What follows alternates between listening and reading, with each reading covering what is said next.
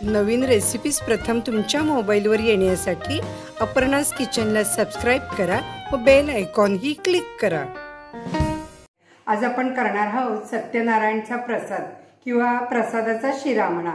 आपल्याला बघा बरेचदा वर्षातनं शिरा सत्यनारायण करावंच लागतं, तर त्यावेळेला प्रसादाचं खूप महत्त्व असतं, तर तो अतिशय चविष्ट आणि छान असा आपल्याला आवडतो सगळ्यांना। तर तो कसा करायचा ते बघूया। सव्वा प्रमाणामध्ये आपण घेतो सर्व, तर सव्वा वाटी आपण रवा घेतलेला आहे, त्यानंतर साखर सव्वा वाटी, मध्यम आकाराच्या वाटीने मी हे घेतलेलं आहे। त्यानंतर तूप पण आपलं एक वाटी भरून आणि थोडंसं वर असं साधारण सव्वा वाटी तूप आहे, वेलदोड्याची पावडर आणि काजू, एक केळ घेतलेला आहे मी त्यासाठी, आणि साधारण सव्वा ते दीड वाटी मी दूध घेतलेलं आहे।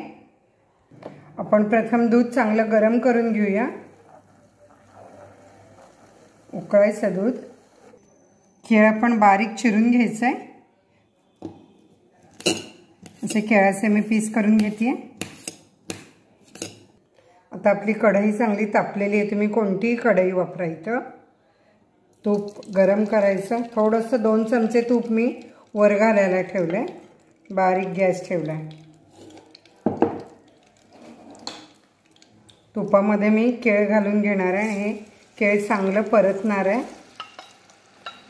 म्हणजे शिऱ्याला छान केळाचा वास येतो।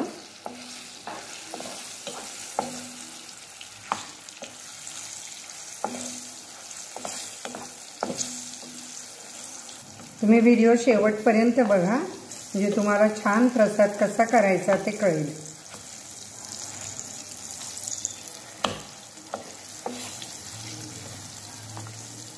चांगलं मऊ होतंय केळ हे।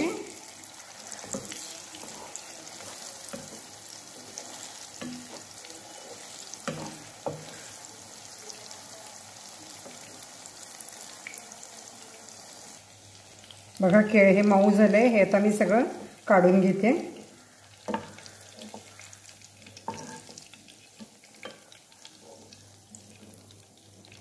बारीकच गॅस आहे माझा, सर्व केळ काढून घ्यायचं असं।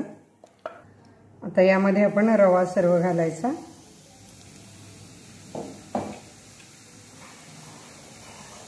मंद गॅसवरती रवा छान भाजायचा। बघा मंगळागौर असेल, श्रावणी सोमवार असेल, त्यावेळेलाही आपल्याला बरेचदा असा प्रसादाचा शिरा करावा लागतो, किंवा सत्यनारायणचा प्रसाद एरवी तुम्ही अशाच पद्धतीने केलात तर तो सर्वांना नक्कीच आवडेल। बघा आपला रवा चांगला भाजला जातोय, रवा चांगला भाजला गेला तरच तो चांगला फुलतोही, त्यामुळे आपल्याला खूप व्यवस्थित रवा भाजायचा आहे। मध्ये आपण थोडा गॅस मोठा केला तरी चालेल, पण सतत हलवावं लागतं, आणि जास्त करून जास्त वेळ बारीकच गॅस ठेवायचा। रंग बदलला आणि रवा थोडा खरपूस असा दिसतोय आपल्याला, म्हणजे त्याला वासही छान येतो।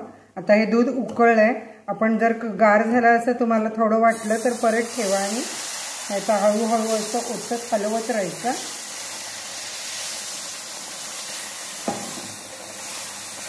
आणि आता याला झाकण ठेवायचं आहे पण।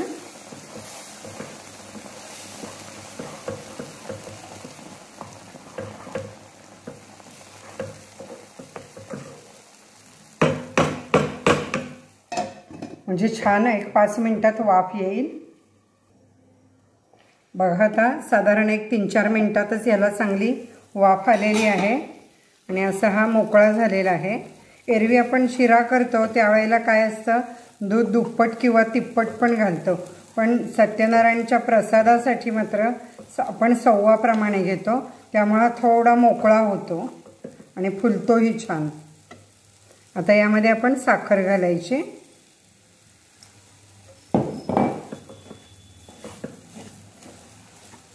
सगळी साखर व्यवस्थित एकत्र करायची, आणि आपण जे तूप ठेवलेलं होतं थोडं 2 चमचे मी म्हटलं ते आता घालायचं, म्हणजे गोठळ्या होणार नाही त्याच्या।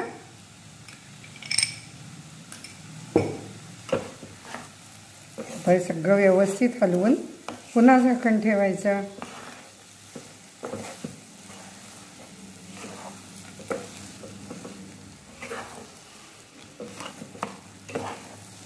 जास्त क्वांटिटी असेल तर चांगलं खालीवरती व्यवस्थित असे हे हलवावं लागतं.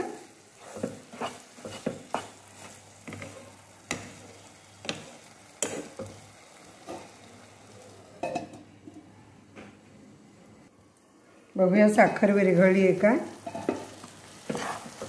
हे बघा छान. याला आता थोडंच पातळ झालं आहे हे मिश्रण. परत चांगली वाफ आली की पुन्हा हे व्यवस्थित होईल.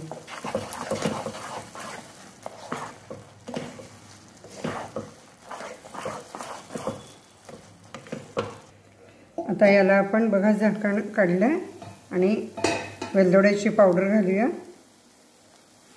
त्यानंतर आपण मगाशी केळ जे तुपामध्ये परतलं होतं ते सगळं घालायचं आणि छान एकत्र हलवायचा. आपल्याला काजू बदाम घालायचे असतील तर ते तुम्ही तळून घातलेत तरी चालेल, रोस्टेड थोडे, म्हणजे ते आणखीन छान लागतात.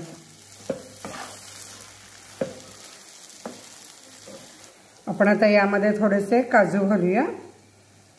काजू बदाम जे तुम्हाला घालायचे ते घाला आणि गॅस बंद करते मी. तयार झालेला आहे आपला प्रसाद. सत्यनारायणच्या प्रसादावरती आपण तुळशीचं पान ठेवतो. कृष्ण असतो ना पूजेत, त्यामुळे तुळशीच्या पानाला खूप महत्त्व आहे.